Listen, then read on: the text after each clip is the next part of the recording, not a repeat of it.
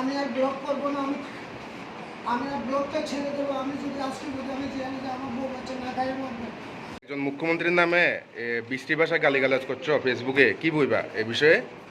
বিষয়ে ভারতের জনতা পার্টির কাছে আমি করে ক্ষমা চাচ্ছি। আমি একজন ব্লগার, বুঝতে পারি না। আমি দীর্ঘদিন ধরে ব্লগ করছিলাম।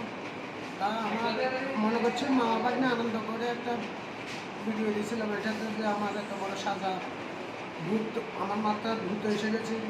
এখন আমাকে ঝাড়ফুঁকা করে সুস্থ করে দিয়েছেন, ভালো হয়েছে।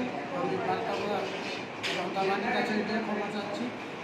এখন আমাকে এটার থেকে মুক্তি দিয়ে দেন। আমি আর এ ধরনের সারা ভারতবর্ষে কেউ যেন কোনো সরকারের উপরে যাতে, মুখ্যমন্ত্রী হোক, প্রধানমন্ত্রী হোক, কোনো সরকারের উপরে যাতে বাজে মন্তব্য না করে, এটাই আমি সবার কাছে অনুরোধ রাখছি। আজকে আমার দেখছেন কী হাল হয়েছে, আমার থেকে আপনারা যা বার্তা পেতে পারেন যে দেখেন একটা মুখ্যমন্ত্রী বা যে কোনো সরকারের বিরুদ্ধে আপনারা ভেবেচিন্তে ফেসবুকে আপলোড দেবেন, যাতে আপনাদের বউ বাচ্চা যাতে কষ্ট না পায়। আজকে আমার কারণে আমার আজকে বউ বাচ্চা না খাইয়ে মরবে, এই বলে আমি ভারতীয় জনতা পার্টির কাছে এবং আসামের মুখ্যমন্ত্রী হেমন্ত মামার কাছে ক্ষমা চাইলাম।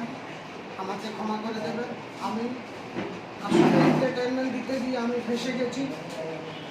10 বাবা 10 ছেলে একরকম তা সবাই হয় না, যার এক একজনের এক এক ক্যাটাগরির মন আছে। যাক, আমি ভুল করেছি, আমাকে ক্ষমা করে দেন। আমার বউ বাচ্চা এখন না খাই মরবে, আমাকে মাফ করে দেন সবাই মিলে। আমি কান ধরে উঠছি, আমি আর ব্লক করবো না, আমি আর ব্লকটা ছেড়ে দেবো। আমি যদি আজকে যদি আমি জানি যে আমার বউ বাচ্চা না খাই মরবে, আমাকে ক্ষমা করে দেন। আমি পরে যদি আমি কাঁদছি, আমার বউ বাচ্চার দিকে চাই, আমার ছোটো বাচ্চা না খাই মরবে। আমি যদি আজকে জেলে যাই, আমার বাচ্চা না খাই মরবে।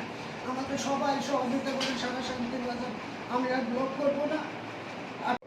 তোমাকে ওদের পাড়ার থেকেও অনেকবার বহুবার মানা করা হয়েছিল, তুমি তা শোনা সত্ত্বেও তুমি এইভাবে করছো কেন?